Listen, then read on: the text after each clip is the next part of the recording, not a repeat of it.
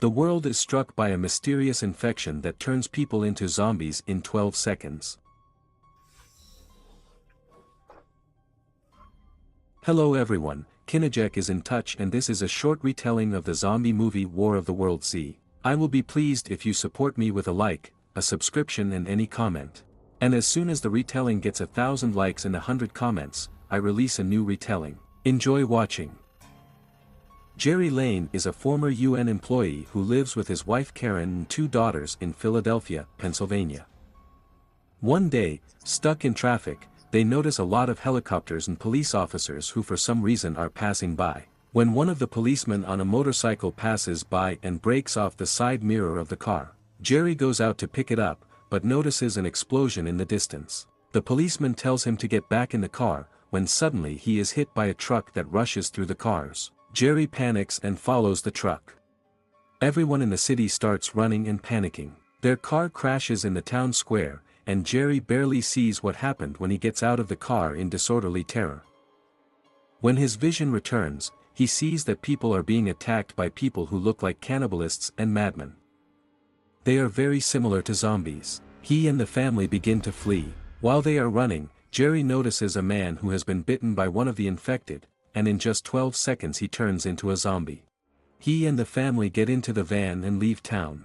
The footage shows how the whole of Philadelphia, as well as other cities around the world, are being overwhelmed by zombies, showing that there is a cruel plague that somehow turns people into zombies. As they leave, Jerry receives a call from an old friend named Tirio Mutoni, the Deputy Secretary General of the United Nations. The Lanes travel to Newark, New Jersey, and buy supplies at the store. At night, they escape from zombies to an apartment building and take refuge in an apartment with a boy Tommy and his parents. During the night, Tyrai arranges a helicopter to pick up Jerry in the morning. As soon as morning comes, they leave the room and run through the fierce zombies to the roof, where the helicopter arrives. Tommy's mom dies, and his father is zombified. The family and Tommy escape on a ship in the Atlantic, where scientists and the military are analyzing a worldwide outbreak of zombies. A man named Fazback claims that the plague is a virus and that the development of a vaccine depends on finding its source. Jerry has to help him find the source of the outbreak, as he says his family will be kicked out if he doesn't go. Jerry says goodbye to his family, after which he and Fazback fly to Camp Humphreys, a military base in South Korea. They find out that the infection was brought to the base by her doctor, who was eventually bitten by a soldier with a lame leg whom he was treating. They also meet a jailed CIA operative who sold weapons to North Korea to help fight the infection. He tells them that there is a safe zone in Jerusalem that has been maintained by the Israeli Mossad since the outbreak was officially recognized. When they try to shoot zombies outside and try to get into the plane, Fazbach slips and accidentally shoots himself. Only Jerry and the pilot manage to get out alive and fly to Jerusalem. Jerry meets with Masada Chief Jürgen Wormbrunn, who says that a few months earlier he intercepted messages from the Indian military that Indian troops were fighting zombies, which they call Rakshasas. Israel has quarantined Jerusalem, erecting huge walls around it to create a safe zone allowing survivors to take shelter. When they are in an open space next to the walls, many citizens gather and start singing, and loud sounds are heard from loudspeaker poles. When this is heard outside the walls, the zombies start running towards the wall. They climb on top of each other and form a pyramid of zombies, which rises up and successfully climbs over the wall. Zombies fall down, and the soldiers immediately start shooting at them, and the zombies tirelessly pursue the fleeing people. Jürgen orders several Israeli soldiers to escort Jerry back to his plane. Jerry and the soldiers are running from the zombies and through the frightened people. Helicopters are trying to shoot a bunch of zombies. As they run, Jerry notices that the zombies are completely ignoring the old man and the sick boy. Jerry and the soldiers run down the alley, and then one of the soldiers bites the hand of a zombie. Quickly realizing, Jerry cuts off his hand and quickly wraps bandages around the stump. The soldier's name is Lieutenant Zegan. Jerry carries her and runs to the airport, where they board a commercial airliner and take off. Jerry looks out the porthole and watches in horror as the whole of Jerusalem turns into a zombie city. During the flight, he bandages Saijan's arm.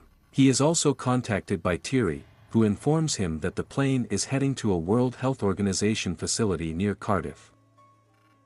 When they are almost there, it turns out that one zombie got on the plane, which turns the rest of the people on board into zombies. After an unsuccessful attempt to block the doors leading to the part of the plane where the uninfected are, Jerry grabs a grenade and detonates it in the plane, causing all infected people to go out into the open. The plane crashes and Jerry loses consciousness. When he comes to, he can barely move because there is a piece of metal sticking out of the right side of his stomach. He and Sig-Ion limp to the hospital, where Jerry loses consciousness.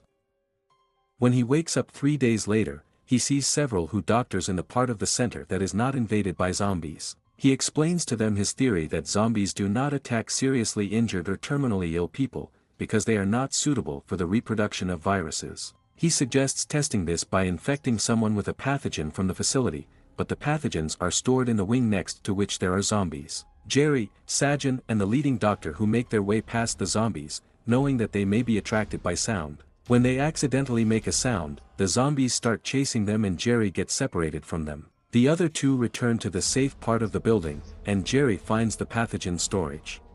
He goes inside and finds an urn with a bubble. But when he turns to leave, he sees a zombie standing outside the door and tries to enter. Jerry decides to inject himself with an unknown pathogen to test his theory. He's waiting for the pathogen to take effect. He then opens the door and finds that the zombie is completely ignoring him. He leaves the room and makes a loud noise with a soda machine. When the rest of the zombies run in Jerry's direction, they all ignore him, and he safely returns back. Jerry has found a type of zombie camouflage that can be used for survivors. Later, he returns to his family and they embrace. Different scenes show how cities around the world are dying, and zombie camouflage gives the survivors a little time. Jerry says this war is far from over and they still don't know how it started. He says our war has just begun.